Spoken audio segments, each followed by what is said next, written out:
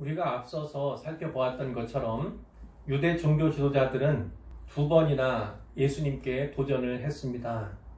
당신이 무슨 권위로 이런 일을 하는지, 이 권위를 준 이가 누구인지 우리에게 말하라, 이렇게 도전해왔죠. 예수님의 권위에 관한 그런 도전이었습니다. 2번째는 우리가 가이사에게 세를 바치는 것이 옳으니까 옳지 않으니까, 이 질문이었죠. 로마 정부에 바치는, 가이사에게 바치는 세금 납부와 관련된 내용이었습니다. 이들은 주로 대제사장 그리고 서기관들과 관련한 사람들이에요. 이 서기관들은요, 바리새인들이었습니다. 자, 그런데 오늘 본문에 보면 사두개인이 나오죠. 이번에는 사두개인 중 어떤 이들이 예수님을 시험합니다. 유대 종교 지도자들 분포를 보면 크게는요, 바리새인이 있고 사두개인이 있어요. 물론 에스네파도 있고 또 소수 종파도 있었지만 크게 보면 바리새인과 사두개인, 이 사람들은요 사실은 서로 대립적인 그런 거예요. 대립적인 사람들이에요. 그런데 예수님을 시험하고 어찌하든 예수님을 끌어내리고자 하는 그런 면에서는 이제 동조하고 있음을 우리가 오늘 본문을 통해서 알게 되는 것이죠. 이 사두개인들은 몇 가지 특징이 있습니다. 이 사람들은 성경 가운데, 특별히 구약 성경만 이 사람이 봤잖아요, 유대인들이. 그 가운데서 모세오경, 창출내 민신, 이 모세오경이라고 하는 5개의 책만을 정경으로 인정하는 사람들이 이 사람들이에요. 나머지 책들은 정경으로 인정하지 않는다는 거죠. 근데 이 오경 안에는요, 부활에 대한 내용이 없잖아요. 그러니까 그들은 부활을 믿지 않는 거예요. 부활을 주장하는 사람과 대립각을 갖는 거죠. 그런데 이 바리새인들은 부활을 믿는 사람들이었다고요. 그러니까 이 바리새인과 사두개인 사이에는 신학적으로 어떤 차이가 있다, 그런 것을 우리가 알 수가 있고요.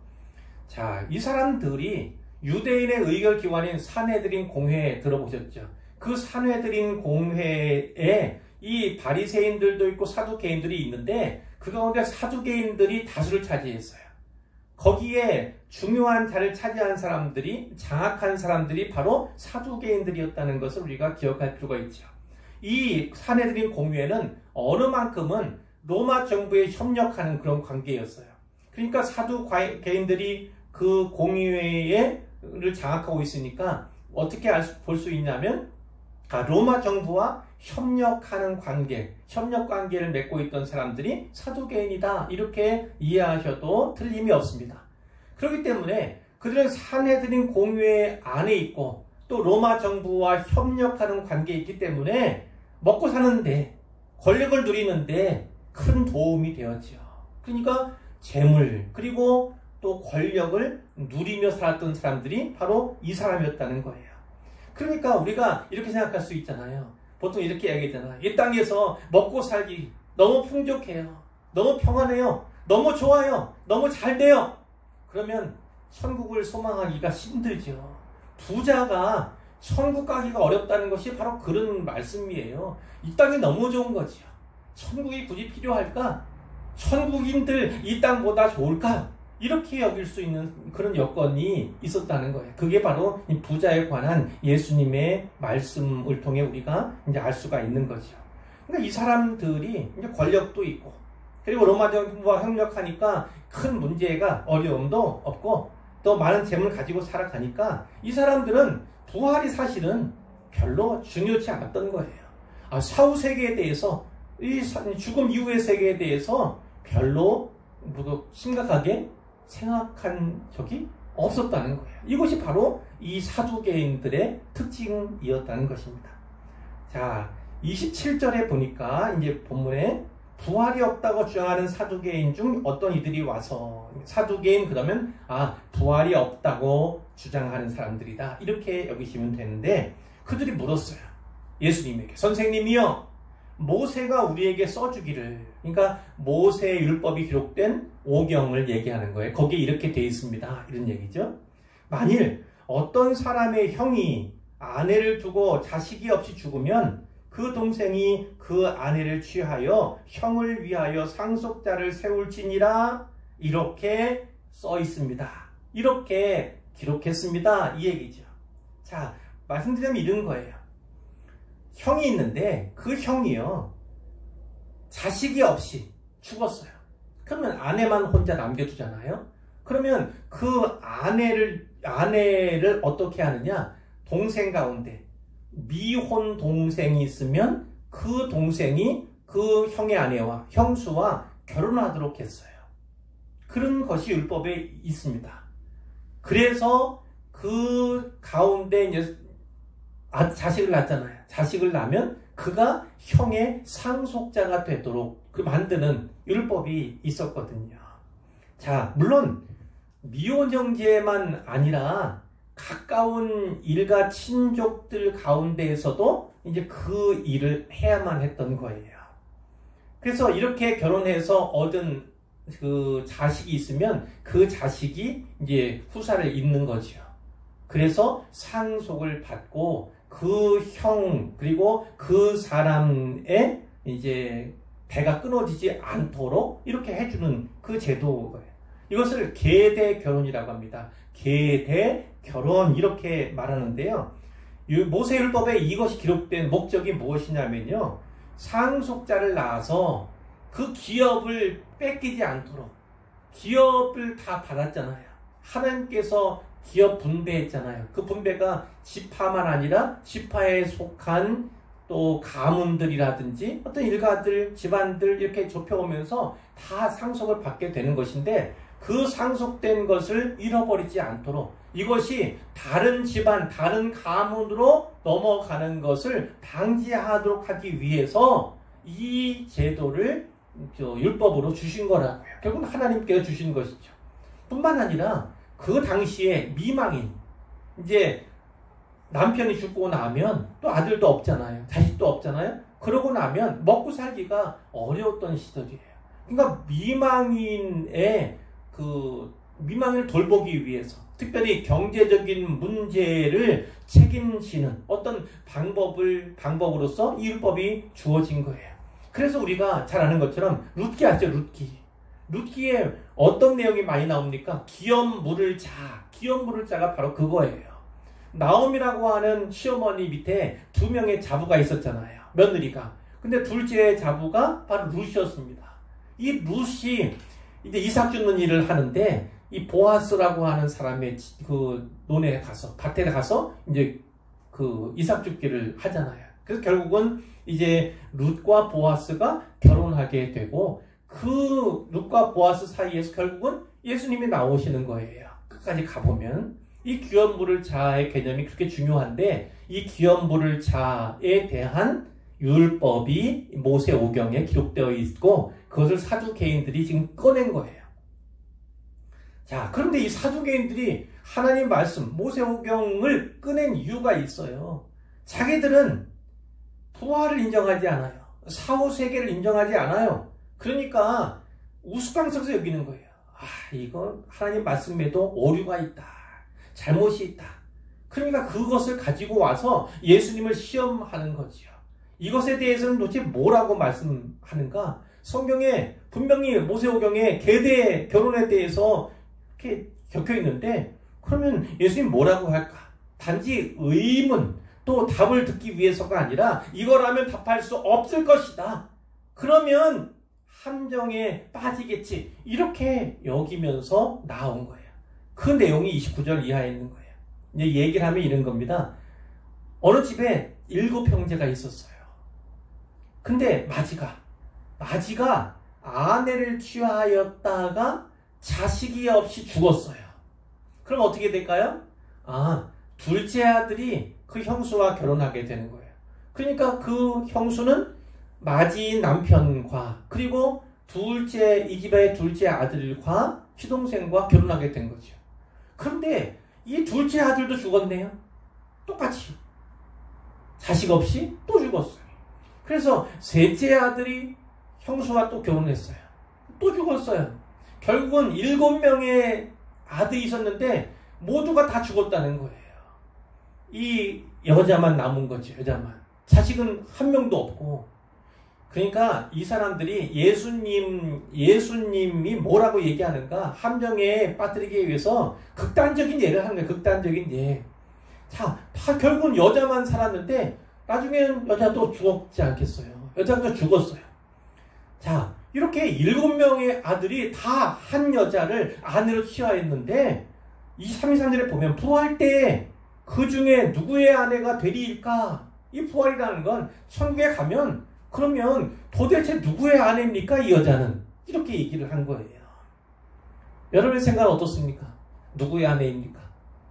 극단적인 얘기라서 말할 가치는 사실 없어요. 근데 예수님께서는 그것에 대해서 답을 하신다고요. 답을.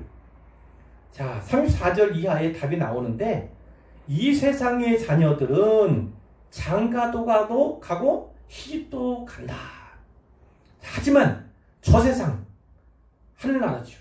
하늘나라 그리고 죽은 자 가운데서 부활함을 얻기에 합당히 여김을 받은 자들 이거는 어떤 의미일까요? 죽은 자들 가운데 천국 간 사람들이에요. 천국 간 사람들.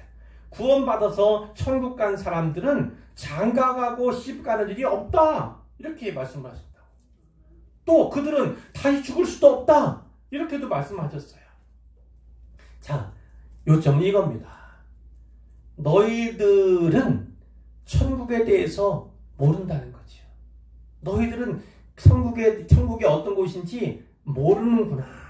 그러면서 예수님께서는 이 세상과 저 세상은요, 완전히 다르다는 거예요. 완전히. 너희들이 생각하는 그것과는 전혀 다르다. 이렇게 말씀하고 있는 거예요. 우리가 이렇게 얘기하잖아요. 하나님의 나라는 이미 이루어진 부분도 있고 아직 이루어지지 않은 부분도 있다. 그거잖아요. 이미 우리는 예수를 확실히 믿었어요. 그러면 구원 받았어요. 이 땅에 적을 두고 살아가고 있지만 우리는 하늘을 갈 것이 보장되었기 때문에 이 땅을 하나님의 나라로 이미 살아가고 있는 거라고요. 하나님의 나라를 당겨서 살아가고 있고 또 어떤 표현들에 보면 하나님 나라 천국과 잇대어 살아가고 있다. 이렇게 얘기를 하잖아요. 많이요. 그러나 그럼에도 불구하고요. 이 구원받은 자의 삶은요. 또 이제 천국으로 이어지잖아요. 그 천국의 삶은 이 땅의 삶과 단지 연장되어 있다. 연결되어 있다. 이 개념만은 아니라는 거예요. 이 세상에 적을 두고 살아갈 때는 하나님의 나라를 살아가는 동안에도 우리는 싸워야 하는 거예요. 그래서 교회를 가리켜서 전투적인 교회라고. 전투적인 교회에 속한 우리 성도들은 싸워야 된다고요. 날마다 싸우며 살아가야 될 거예요. 그리고 결국 천국에 들어가요. 또 교회도 나중에 주님이 오시고 완전한 승리가 공포가 될 때 그때는 승리의 교회라고요. 천국은 승리의 교회, 영광의 교회 이렇게 표현하거든요. 근데 이 땅에서는 우리가 싸워야 하고 일해야 하는 그런 교회에 속한 성도들이다 이 말씀이에요. 그러니까 분명히 우리가 천국과 잇대어 있고 천국을 당겨서 살아가고 있으면 분명하지만 이 땅에서 살아가는 그 하나님의 나라와 이제 우리가 죽고 난 이후에 혹은 주님이 다시 오시고 난 이후에 살게 될 하나님의 나라는요. 질적인 면에서 완전히 차원이 다르다. 예수님이 이것을 말씀하고 있는 거예요. 같은 하나님의 나라를 살고 있지만 그것은 질적으로 완전히 차원이 다르다. 이 얘기를 말씀을 하신 거라고요. 자, 그곳에서는 장가가고 시집가는 일이 없다. 다시 죽지도 않을 것이다. 이런 말씀을 했잖아요. 성경의 계시록에 그 말씀 있지 않습니까? 그곳에는 눈물이 없어요. 그곳에는 슬픔도 없고 아픔도 없어요. 기쁨만 있어요. 그런 곳이에요. 자, 그러니까 이 사람들은 이 모세오경에 나오는 그 말씀으로 인하여서 계대 결혼에 관한 조항을 인하여서 그 결혼 장가 이 얘기를 꺼낸 거예요. 그렇기 때문에 예수님께서 결혼 장가 거기서는 없다 이렇게 말씀을 한 거고 결국 없다는 것보다 필요 없다 이렇게 말씀하신 것으로 이해하는 것이 더 바람직하는 것이죠. 왜 그러냐면 이 땅에서는요. 결혼 그러면 일단은 자녀를 낳고 그래서 그 종족을 보존하는 그것이 바로 그 땅에 충만하라 이 하나님의 명령에도 나와 있잖아요. 이것을 위해서 결혼이 반드시 필요한 거예요. 그런데 천국에는요 사망이 필요 없어요. 사망이 없잖아요. 사망이.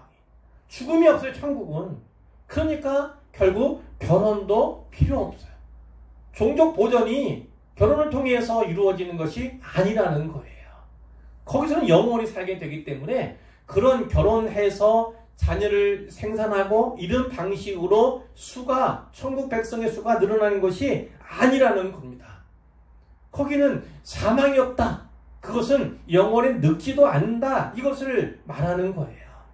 그리고 그러면 그 결혼한 남자와 남편과 아내 사이의 관계는 전에도 한번 설교한 적이 있지만 그것은 무촌이잖아요. 무촌이라는 관계는 촌수로 따질 수 없는 그런 관계임을 말하는 거지 않습니까? 그만큼 가까운 거. 그리고 그 사이에서 진짜 하나님께서 주신 행복을 맛보고 누릴 수 있는 그것을 우리가 경험하도록 이제 하나님께서 만든 제도가 바로 결혼 제도인데 가정이기도 한데 그런데 천국에서는요 이미 완전한 기쁨이 완전한 즐거움이 예비되었기 때문에 그 관계 속에서 누리는 기쁨은요 그것은 바라거나 그럴 필요조차 없게 된다는 것을 말씀을 하고 있는 거예요. 그런데 오해하는 경우가 있어요. 천국에 가면 다 예수님만 남편이지 뭐 이렇게 생각하는 분들이 있는데 그건 조심스러운 일입니다. 왜냐하면 성경이 그것에 대해서 말씀하고 있질 않아요. 그러면 하나님께서 이 땅에서도 어떤 결혼 관계라고 할지 자녀 관계라고 할지 가정에 대해서 중요하게 분명히 말씀을 하셨고 성경이 그렇게 기록하고 있는데 그러면 천국 가면 그 모든 관계가 다 끊어지는가? 그럼 가면 얼굴도 못 알아보고 이럴까요? 그렇지 않지요. 그렇지 않을 것으로 우리는 이제 짐작할 수 있다는 거예요. 성경이 그것에 대해서 완전한 지식을 우리에게 주고 있지 않기 때문에 어느 정도의 추측이 가능한 것이다. 이렇게 이해하시면 되고 뒤에 보시면 이는 천사와 동등이요 부활의 자녀로서 하나님의 자녀임이라 이렇게 말씀해요. 이 부활의 자녀는 천국에서 다시 눈뜬 사람들이지요. 이 땅에서는 잠들었지만 천국에서 눈을 뜬 사람들. 그들은 부활의 자녀로 불리고 하나님의 자녀로 불리는 사람들이에요. 하나님의 자녀들만 하나님의 나라에 들어갈 수가 있으니까. 그렇죠. 자, 이 결혼 생활에 관해서 이 관한 한 성도들은 천사와 같은 존재가 될 것이다 이 말씀이에요. 천사와 동등. 사람이 천사가 된다고? 전혀 아닙니다. 사람이 죽어도 귀신이 되지 않아요. 또 사람이 죽어도 천사가 되는 거 아니에요. 그건 성경이 절대적으로 말씀하고 있지 않고 그렇게 말하면 잘못된 거예요. 천사와 같다 이렇게 얘기하는 건 천사가 된다는 것이 아니라 그만큼 뭐 우리가 생각하는 그런 모습도 있잖아요. 그것을 말하는 것 뿐인 거죠. 자, 천사들은 결혼하지 않습니다. 그리고 천사들은 자손을 낳지도 않아요. 그것을 말하는 거예요. 그러니까 천국에 간 사람들은요 어떤 육체적인 욕구가 필요하지 않다는 거예요. 그것은 어떤 의미에서 초월적 그 기쁨을 초월한 기쁨이 천국에는 있기 때문에 마치 천사들이 결혼도 안 하고 자손 낳지도 않은 것처럼 그러한 일들이 우리에게도 주어질 것이다. 그런 면에서는 천사와 동등하다 이렇게 말씀하고 있는 거예요. 천사들은 불멸의 존재예요. 불멸의 존재. 그리고 영화로운 존재잖아요. 그와 같은 불멸과 그와 같은 영화를 누리는 존재로 우리도 살아가게 될 것이다 라는 것입니다. 자, 그러니까 이 말씀이죠. 단지 천국을요 지금 이 땅에서의 삶의 연장으로 보아서는 안 된다 이 말씀을 하신 거예요. 그것이 이 본문의 요점이지 또 많은 생각과 많은 추론을 할 필요는 전혀 없다. 요점은 천국은 이 땅에서 이미 살아가기 시작하는 거잖아요. 믿음으로 구원받음으로. 그러나 이 땅에서의 하나님의 나라와 이제 다음 세계 천국에서의 하나님 나라는 전혀 다르다. 질적으로 완전히 차원이 다르다. 이것을 말씀하고 있다는 것입니다. 37절에 보면 죽은 자가 살아난다는 것은 이렇게 이 부활에 대해서 말씀을 했잖아요. 그것은 모세도 가시나무 떨기에 관한 글에서 이렇게 적었다, 기록했다는 거지요. 가시나무 떨기 하면 뭔지 아시죠? 가시나무가 있었는데 불이 붙은 거예요. 멀리서 보니까 깜짝 놀랐어요. 왜 놀랐을까요? 나무에 불이 붙은 것은 뭐 화재 났구나 놀랄 수 있지만 더 중요한 건 뭐냐면 가시나무에 불이 붙었는데 근데 나무가 타질 않는 거예요. 불은 있는데 타지 않는. 그러니까 경험적으로 전혀 이해할 수 없는 일이 벌어지고 있어서라는 거지요. 그 문맥에서 이 모세가 주를 아브라함의 하나님, 이삭의 하나님, 야곱의 하나님 이렇게 칭하였다. 이렇게 돼 있잖아요. 예수님이 말씀을 하신 거예요. 자, 그러면서 뭐라고 하셨냐면 하나님은 죽은 자의 하나님이 아니요 살아있는 자의 하나님이시라. 하나님에게는 모든 사람이 살았느니라. 이런 말씀을 주셨어요. 알 것도 같고 사실은 좀 어렵기도 하고 이렇지 않습니까? 자, 예수님께서 말씀하시고자 한 건 이거예요. 모세는 죽은 자의 부활을 확실히 믿었다. 이것을 말씀하시는 거예요. 모세는 너희는 모세오경을 붙잡고 그것만이 정경임이라고 얘기하면서 결국 거기에 부활이 없다는 이유로 부활을 부인하고 거부하지만 그러나 정작 모세는 죽은 자의 부활을 확실히 믿었다. 이 말씀을 하신 거예요. 아브라함도 이삭도 야곱도 대를 이은 족장들이잖아요. 아들이고 그 아들 손자잖아요. 그런데 이 족장들에 대해 기록할 때 뭐라고 하냐면 마치 살아있는 것처럼 쉽게 말하면 이런 거죠. 고 아브라함, 고 이삭, 고 야곱 이런 의미를 쓰지 않았다는 거예요. 이것은 현재적인 의미예요. 현재적인 의미. 자, 그래서 그 하나님은 주는 하나님입니다. 하나님은 아브라함의 하나님이시기도 하고 이삭의 하나님이시기도 하고 야곱의 하나님이시도. 단지 과거에 그를 만나주신 아브라함도 만나주시고 또 이삭도 만나주시고 야곱도 만나주신 그 하나님, 그 차원을 말하는 것이 아니에요. 여기서는 무엇이냐면 지금 현재 하나님은 아브라함의 하나님이시기도 하고 이삭의 하나님이시기도 하고 야곱의 하나님이시다. 이 말씀을 하고 있는 거예요.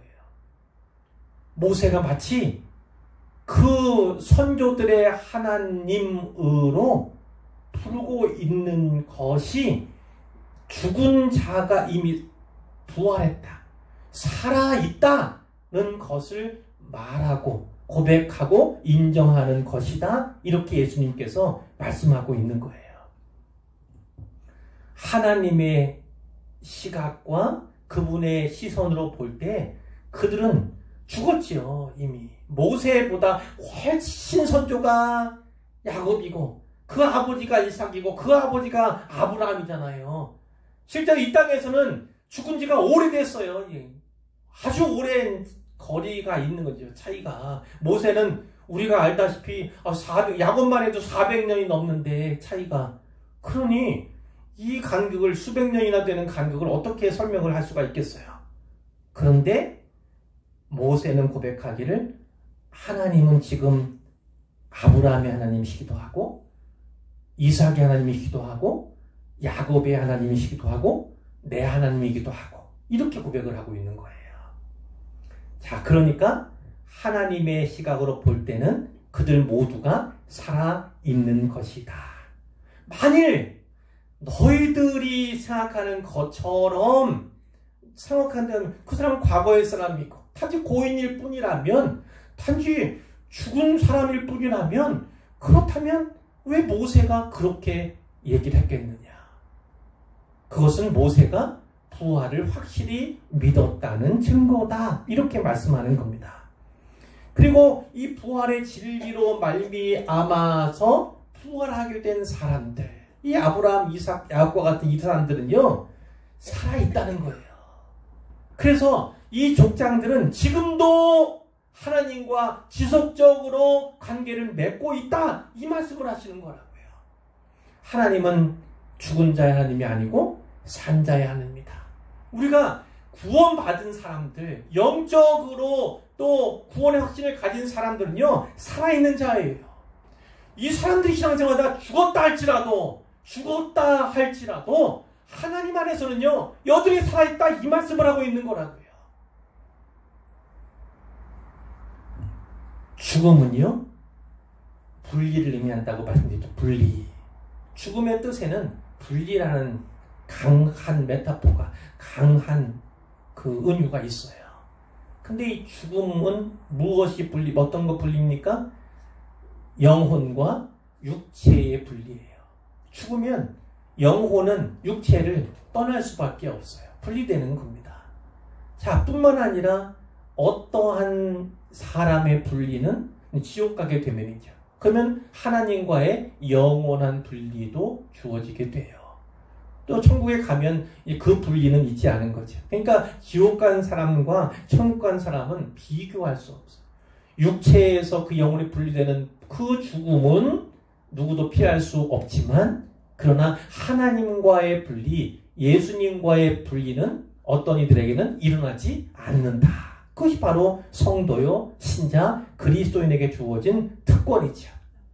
아직 경험하지 않았기 때문에 우리가 말로는 들었지만, 그러나 본 적이 없기 때문에, 경험적으로 알지 못하기 때문에 그것이 시덥지 않게 누군가들에게는 들려지겠지만 그와 같은 축복은 없는 거예요.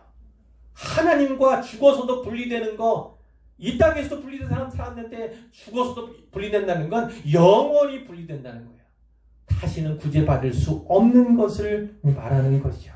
그런데요, 잘 생각하세요. 죽음은 이 땅에 살고 있는 남아있는 사람과 분리잖아요. 분리가 일어난 거잖아요. 자, 그렇지만 죽음도 하나님과 성도 사이를 결코 분리시킬 수 없는 겁니다. 죽음이 영혼과 육체의 분리, 죽은 나와 살아남은 사람들과의 분리, 이 세상과 저 세상 사이에 분리는 있게 할지언정 그 죽음이 성도에게는요, 하나님과의 분리를 의미하는 것이 절대 아니라는 거예요. 하나님과 성도들은 절대 분리될 수 없는 것입니다. 39절에 보니까 서기관 중, 이 서기관은 주로 누구라고요? 거의 다지요. 바리새인이에요. 바리새인들이 율법교사들이었던 거예요. 근데 이 바리새인들은 뭐를 믿었다고요?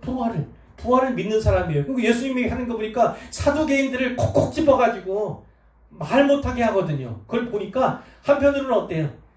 공통적으로는 예수님 시험에서 어떻게 넘어뜨리려 하는 공통적인 목표가 있었지만, 자기들이 별로 좋아하지 않는 사두개인이 주장하는 부활이 없다는 것에 대해서 예수님이 콕 집어서 말씀을 하니까 속이 시원한 거예요. 이제까지는 자기들이 얘기를 했지만 말빨이 딸려가지고 지식이 이렇게 앞서지 못해가지고 이기지도 못하고 진 것도 아니지만, 근데 예수님께서 콕 집어서 딱 반론을 제기했는데 사두개인들이 아무 말도 못하는 거예요. 그걸 보고 저것들 쌤통이다, 고소하다, 이렇게 얘기를 했다는 거죠. 아무것도 감히 더 물을 수 없는 그런 상황. 이 사두개인이 나서서 예수님 올무에 가두고자 하는 그런 계략을 꾸몄지만 역시 실패했다. 예수님의 지혜가 승리했다는 것이죠. 예수님께서 그들의 질문에, 그들은 역시나 쾌재를 불렀을 거라고요. 답변, 또 마땅한 답변 도저히 할 수 없는 거라고 도전해 온 거예요. 근데 예수님께서는 그분의 지혜로 말미암아서 이 질문에 막힘없이 답변하셨고 오히려 그들의 입을 닫게 하신 것이죠. 자, 천세가 역전됐어요. 근데 예수님께서는요, 이 41절 이하에서 그들에게 오히려 물으신다고요. 질문을 하신다고요. 근데 그 질문의 내용은 무엇이냐면 메시아, 그리스도가 누구신가에 대한 질문이에요. 이것도 사실은 어려운 본문이에요. 41절 예수님께서 그들에게 물으셨어요. 사람들이 어찌하여 그리스도를 다윗의 자손이라 하느냐. 자, 아시잖아요. 그리스도, 다윗 자손, 그러면 연관성이 있잖아요. 다윗의 자손이라고 하는 것은 그리스도 메시아께서 다윗의 자손으로 이 땅에 오실 것에 대한 예언이 있기 때문이죠. 예언이 있기 때문에. 그러니까 예수님은 여기 있어요. 그럼 중간 어디쯤에 다윗이 있잖아요. 그리고 그 위에 또 아브라함이 있잖아요, 말하자면. 그러니까 이 예수님 그 계보에서 맨 아래에 예수님을 준다면 그 위에 선조가 다윗이잖아요. 선조의 선조, 그러니까 할아버지 뭐라고 얘기할 수 없을 만큼 높은 할아버지잖아요. 급이 다르잖아요, 급이. 그런데 42절에 보니까 이 시편은 110편이에요, 110편. 그 1절에 다윗이 한 이런 이야기가 기록되어 있다는 거죠. 다윗이 이렇게 말했어요. 주께서 내 주께 이르시되 내가 네 원수를 내 발등상으로 삼을 때까지 내 우편에 앉았으라 하셨도다. 이렇게 기록했다는 거예요. 자, 이 앞에 주께서 내 주께 이르시되 해석하면 이런 겁니다.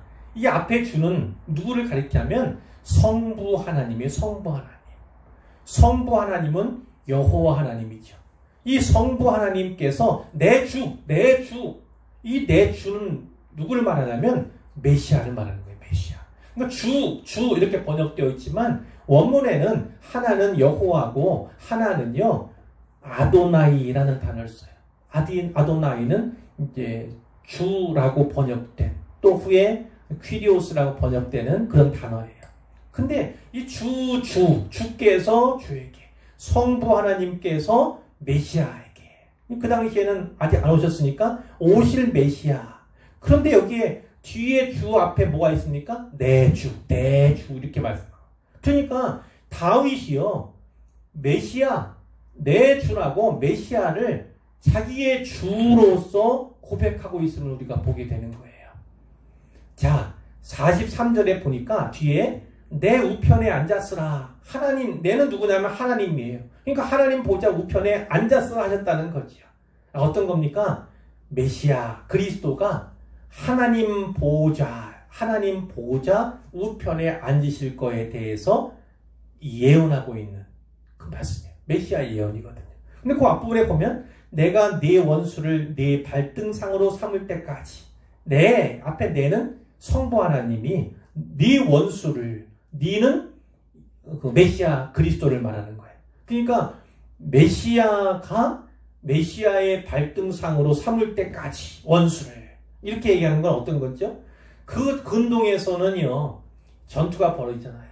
근데 이쪽 왕과 저쪽 왕과 전투를 벌였는데 어떤 왕이 졌어요. 그러면 승리한 왕이 진 왕의 목을 밟은 거예요. 목을 밟아둔, 이게 바로 이 장면인 거예요.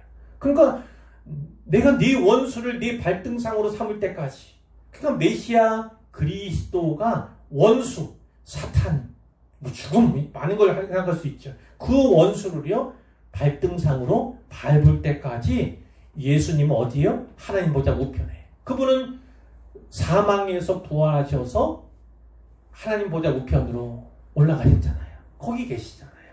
그것을 말씀을 하고 있는 거예요. 자, 44절에 예수님이 이렇게 묻습니다. 그런즉 다윗이 그리스도를 주라 칭하였으니 어찌 그의 자손이 되겠느냐? 이렇게 물으신 거예요. 계보상으로 보면, 족보상으로 보면 예수님은 맨 밑에 있어요. 그리고 그 한참 위에 다윗이 있어요. 그럼 누가 선주입니까? 다윗이 선주지요. 다윗 후손으로 예수님이 오시니까. 그러면 훨씬 더 높은. 그런데 왜 다윗은 그리스도를 오히려 주라, 자기 보이지도 않는 저 아래 족보에 있는 그 메시아를, 그리스도를 왜 주 하나님이라 칭하였느냐, 이것을 물은 거예요. 자, 바리새인이든 사두개인이든 이 질문에 답할 수 있겠습니까? 답할 수 없어요. 예수님이 하시고자 하는 건 바로 이거예요. 그러니까 메시아에 대해서, 그리스도에 대해서 너희들이 생각을 잘해야 한다는 겁니다. 너희들의 이해는 너무나 좁다는 겁니다. 너희들은 메시아가 누구인지 모른다, 이 말씀을 하고 계신 거예요. 이 예수님의 말씀에 그런즉 다윗이 그리스도를 주라 칭하였으니 어찌 그의 자손이 되겠느냐, 이 말씀에 답하려면 메시아를요, 너희들이 생각하는 메시아, 그것으로는 답할 수 없다는 거예요. 이 사람들은 메시아에 대해서 이렇게 생각했다고 늘 말씀드렸잖아요. 정치적인 메시아, 다윗의 왕국, 그 화려했던 영화의 날들을 다시 회복할 메시아를 기다렸다고 말씀드렸잖아요. 그 당시 사회 속에서는 그 로마 황제 지배를 받는 로마 제국의 속국이었잖아요. 그런 상황 가운데서는 이 사람들이 해방이 제일 필요했고, 메시아가 오시면 해방시켜 주실 것이다. 다시 다윗의 왕국을 회복시킬 것이다. 이러한 마음의 기대감과 소원이 있었다고요. 그런데 그 사람들이 생각했던 메시아는 결국 사람이었던 거예요. 큰 사람, 이것을 원했던 것이죠. 근데 예수님의 이 질문에 답하기 위해서는 그것만으로는 답이 안 돼요. 그걸로 안 돼요. 예수님께서 하시는 말씀은 이겁니다. 너희가 기다리고 너희가 기대하는 그 메시아, 그러나 그 메시아는 너희가 생각하는 차원과는 다르다는 거예요. 우리가 고백하는 것처럼 그 메시아 그리스도는 100% 사람이실 뿐만 아니라 100% 하나님이세요. 이 바리새인들과 사두개인들은 그 믿음이 없었던 겁니다. 그 믿음이 없었던 거예요. 예수님이 이 말씀을 통해서 자기 자신이 사람일 뿐만 아니라 신적인 존재임을, 곧 하나님이심을 말씀하고 있는 거예요. 하나님께서 하나님의 아들인 그 메시아가 사람이 되셔서 이 땅에 오셨고 바로 너희 앞에 서 있다. 이것을 강력하게 말씀해 주신 거라고요. 자, 바리새인들, 사두개인들은 메시아가 다윗의 자손이라는 사실은 모르지 않았지만 그분이 어떠한 존재인가에 대해서는 지식이 별로 없었어요. 그런 정치적인, 군사적인 이런 메시아를 원했지만 하나님께서 보내신 메시아는 육신을 입고 신이 이 땅에 오신 하나님의 아들임을 우리가 반드시 기억해야 하는 것이죠. 이제 결론입니다. 이제 짧게 몇 가지만 말씀드리면 이거예요. 죽음에 관해서 다시 한번 생각을 정립했으면 좋겠어요. 죽음은 영혼과 육체의 분리, 또 떠날 사람과 남은 사람들의 분리, 이 세상과 저 세상의 분리, 이런 분리로서 표현할 수 있지만, 그러나 성도라면, 우리가 신자가 분명하다면 성도에게는 이 땅에서도 다음 세계에서도 하나님과의 분리는 절대적으로 일어나지 않는다. 곧 죽음은 하나님과 성도들을 나눌 수 없다. 이것을 분명하게 기억했으면 좋겠습니다. 그리고 또 하나, 이제 이 사두개인 바리새인들이 가졌던, 이 사두개인들이 여기서는 그들이 가졌던 지식, 메시아를 다윗의 자손으로 고백은 했지만 그분을 단지 사람으로만 생각했다는 거예요. 오늘날에도 그런 이단들이 있다고 말씀을 드렸어요. 우리 예수님은 그 정체성을 말할 때 100% 사람, 100% 하나님, 이렇게 고백해야 맞습니다. 예수님은 사람일 뿐이다. 예수님은 하나님일 뿐이다. 혹은 사람 반, 하나님 반, 이런 존재로 예수님에 대해서 묘사하거나 표현하면 그 자체로 잘못된 믿음이 생기기 때문에 구원의 믿음이 아닌 거예요. 예수님에 대한 다른 신앙 고백이 아닌 것입니다. 그것을 기억을 하셔야 하고, 예수님은 하나님이시다. 또 예수님은 사람이셨다. 이렇게 분명하게 고백을 해야만 하는 것입니다. 자, 이제 마지막으로 하나만 더 말씀드릴 것은 이런 것이지요. 이 사두개인들은 부활을 믿지 않았어요. 사후의 삶에 대한 이해가, 믿음이 전혀 없었다는 것이죠. 이 사두개인들은 이렇게 생각했을 거예요. 먹고 살만하잖아요. 이 공의회의 사내들인 공회에서 중요한 지위를 차지하고 있는 사람들. 그게 유대인의 의결기관이기 때문에 마치 국회와 같은 그런 느낌으로 이해하셔도 돼요. 높은 권력, 지위, 자리를 가진 사람들이 바로 그들이야. 로마 정부와 결탁했다고요. 그래요. 뭐 특별히 문제가 일어나지 않는 이상에는, 문제를 일으키지 않는 이상에는, 그리고 재물도 넉넉히 모았을 거라고요. 권력은 말할 것도 없고요. 그렇게 살아가는 삶의 모습, 그것이 오늘날 우리 세상에서 살아가는, 동시대에 살아가는 사람들의 모습도 발견되지 않습니까? 권력이 있고 돈이 있고 평안함이야. 다음 세상에 대해서 별로 관심이, 천국인들 이 땅보다 좋으랴.